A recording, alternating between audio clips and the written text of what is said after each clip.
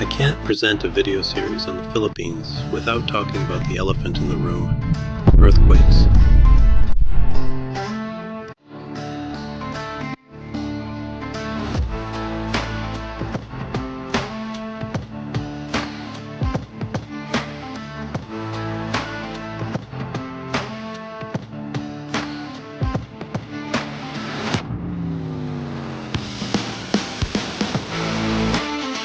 From September 30th to October 17th, several powerful tremors have struck, some reaching magnitude 7 on the Richter scale, reminding everyone that this island nation lies on one of Earth's most active geological zones.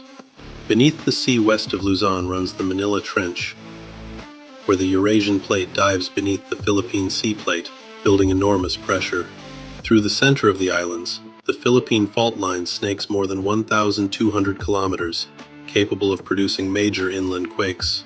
And to the east, near Mindanao, the Philippine Trench marks another subduction zone, where immense tectonic forces continually reshape the region. The result?